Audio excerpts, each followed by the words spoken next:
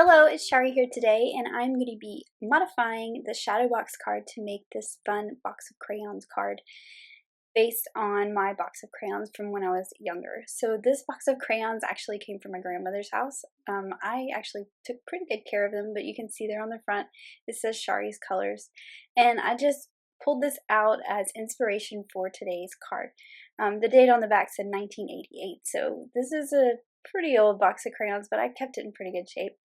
I'm going to be using the Color My World mini stamp set for this card, and I'm going to be using this shadow box die. So I've cut two pieces of the shadow box from some number 2 pencil cardstock. Now I'm just going to go ahead and fold those score lines and use my bone folder to make sure that they're nice and creased.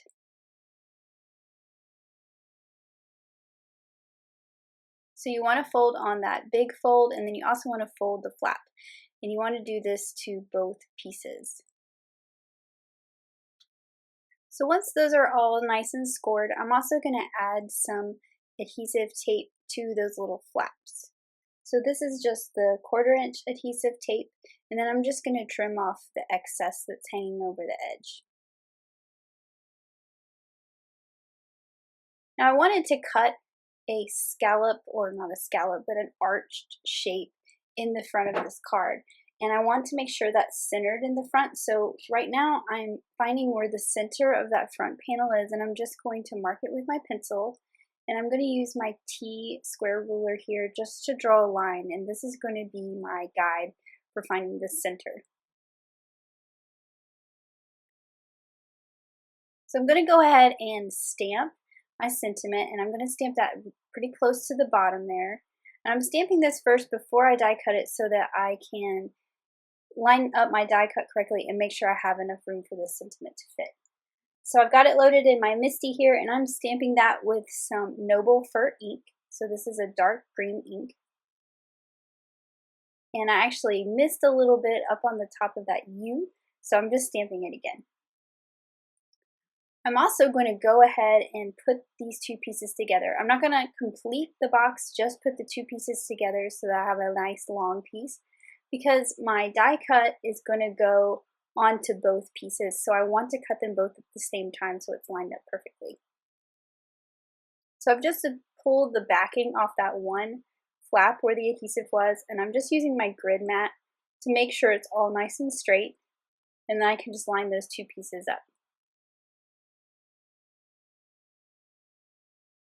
So I've actually marked where the center of my arch, this is one of the simple stitched hillsides, and I'm going to use that mark on the back of my die and line it up with the pencil line that I know you can't really see on camera, but that's the center. And I'm going to just put it as close to the sentiment as I can, and you can see that it's going to overlap onto those two side panels that make the side of the box. But putting these together let me cut the whole thing at once, and it's perfectly lined up. So I'm just trimming it right where it didn't cut all the way through, because I had it just slightly too low and the cut line was just slightly not off the side of the page. But you can see there how it's going to look. Now I've got a whole bunch of scraps of cardstock here, and I'm going to stamp and emboss all my crayons. So I'm stamping with some VersaFine ink. So this is a black pigment ink, and this is how I like to black emboss. And then I'm going to put clear embossing powder on it. Black embossing powder to me always leaves a big mess. This is the perfect way to make black embossing I have found, and it's nice and clean. So a black pigment ink with clear embossing. And I'm just going to do this to all my crayons. So I've got some Guava Cardstock, chili pepper, some fake tan. This is sunflower, cilantro, and you can see I'm using scraps. This is a perfect way to use up scraps. This is peacock and Sugarplum. I skipped Blue Jay, but I'm going to go back to it. You're going to see. I thought the Blue Jay was really dark and I wanted to do it in white, but then I thought it looked kind of funny. So I made the black with the white and went back and did my Blue Jay with black. So I'm going to fit 10 crayons in here. So I picked out my 10 colors before I started. Now I'm going to use the die that matches the little crayon, and I'm going to cut all of these out. And I'm cutting these in order. I'm going to keep them in order on my mat here so that I make sure that they are in the placement where I want them. So now I'm going to ink my box to kind of make that iconic green chevron, I guess, or diagonal. So I'm just marking on the front of mine. I've lined it up on the grid mat. I'm just marking to where the bottom two marks are even, and then I decided that I was just going to take my tape from that mark to the top of that fold. So that's going to be my guide. And then I am going to cover up all the pieces I don't want inked because I am really bad about accidentally going past my tape. I'm also using this really thin washi tape here, and this is going to leave me a very thin stripe of yellow.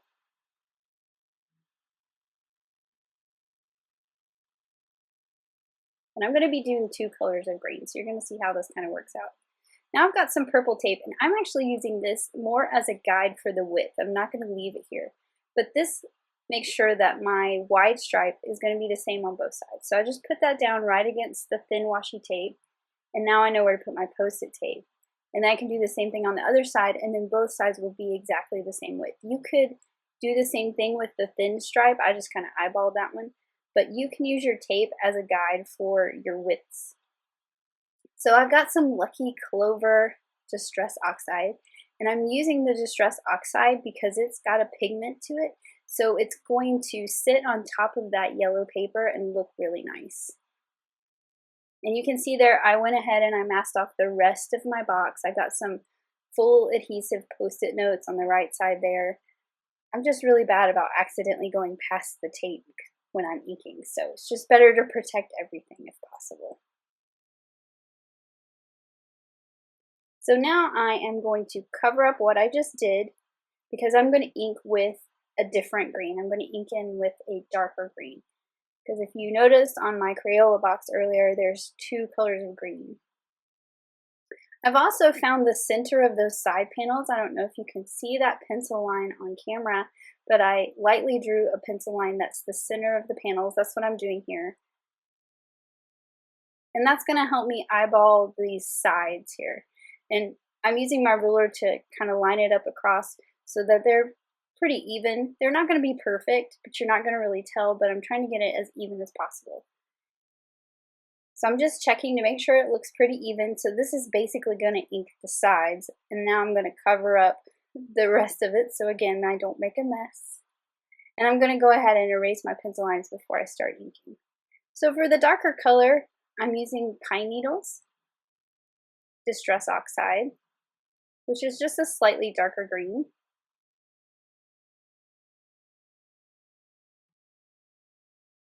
But I thought it matched the darker green on the Crayola box pretty well, and I think it'll look really good next to the Lucky Clover. So I'm just making sure that's nice and inked up. And again, I'm using the oxide because it's a pigment, and it's going to sit on top of the paper and not absorb in. Again, here I'm using my purple tape as my guide for the width. So now you can see I'm going to make the Lucky Clover stripe on the other side of that dark green. And you can see if I use my purple tape, then the width is going to be consistent. And I'm just eyeballing where my thin stripe's going to be.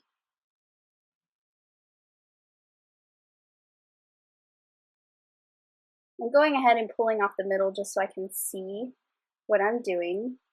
And I started to have a little bit, it's going to rip my paper here slightly, but it was an easy fix. I just pulled it from the other side, and that little piece that's sticking up, I fixed with a quickie glue pen and my tweezers, and it just makes the box look a little bit worn right there, but it actually kind of matches my crayon box in that way.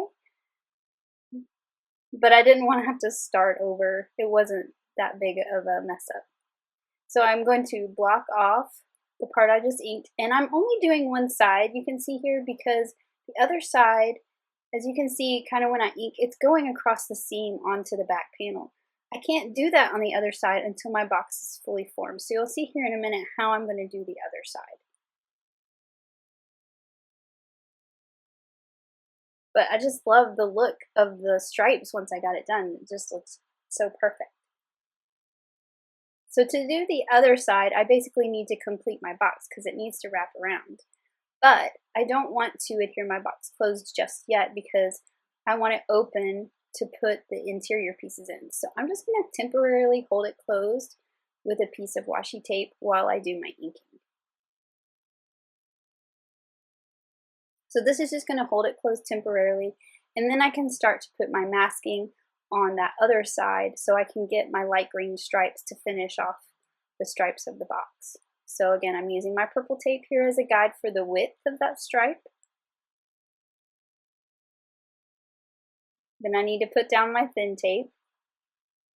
I really had to think about the stripes a little bit.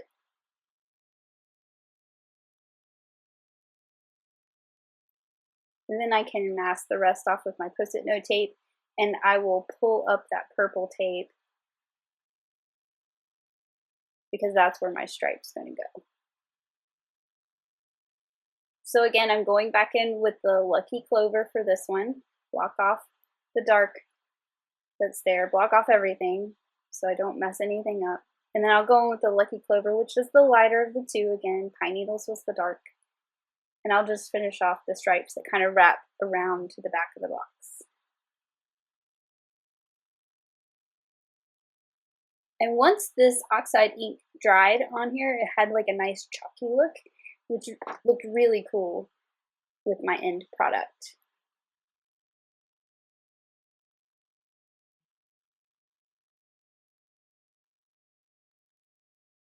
So there is kind of my finished ink box. It's not completely perfect, but it's pretty close. So I'm going to use the insert that comes with the shadow box because it's straight. All the inserts, or excuse me, not the shadow box, the scallop box, because all the shadow box inserts are hills or waves. I want it to be straight like the inserts inside my Crayola box. So this is the insert that goes in the scallop pop-up box.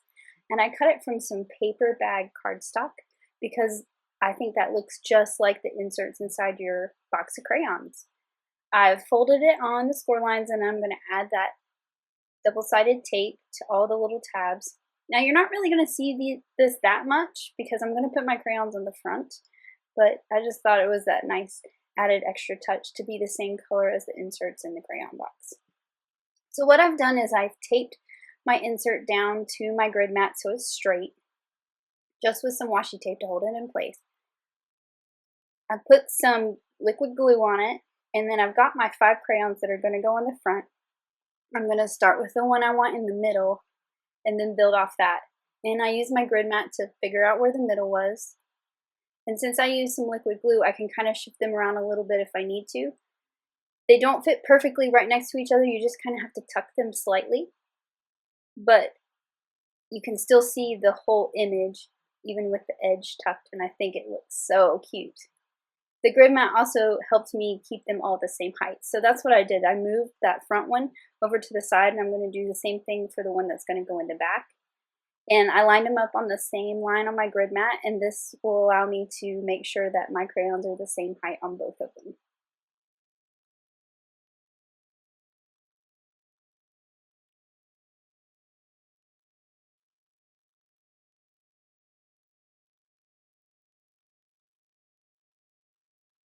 So again, I'm tucking these underneath the one that's in the middle so that they all fit within that piece that goes on the inside. You don't want it to overhang because obviously those tabs are going to fold back and they're going to go on the sides of the box. So you want it to line up right at the edge of those folds. So now that my crayons are on there, I can line on my inserts. So it's hard to see here what I'm doing, but I'm looking at it so I can kind of see. I want my crayons to peek out the top, so I'm looking at it with that arch to figure out kind of where I want it. So now I've stuck it down so that it's peeking out the front where I want it. And I've only got the adhesive on one side. So I'm just making sure it's straight in the box so that when I close it up, everything's nice and straight. Now to do the other one, I want it to be a little higher. So I'm going to kind of do the same thing here. I'm going to look at it from the side, make sure it's taller than the ones in the front, and kind of evenly spaced towards the back.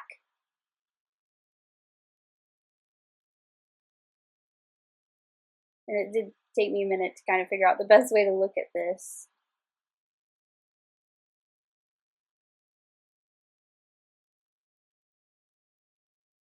But I'm looking at it from the side so that I can see that the crayons in the back are sticking up enough over the ones in the front so that you can see them really well. So that placing is perfect.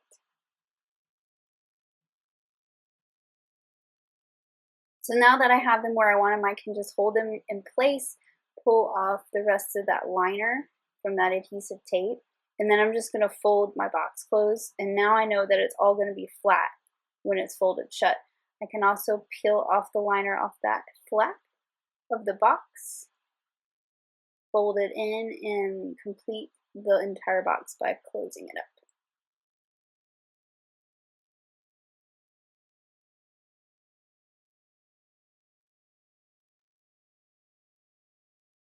And then here is my finished box of crayons. I just think this is so adorable. It turned out just like it was in my head, which made me super excited. I just think it's so cute. So I want to try it again and maybe put a third row of crayons in the back. But I just think it was so fun, and it's so colorful and eye-catching. I kind of want to just sit it on my shelf and look at it.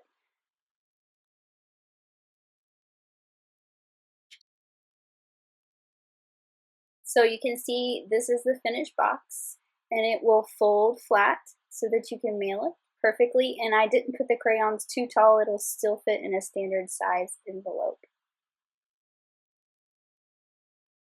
Thanks for watching. Have an amazing day. Bye.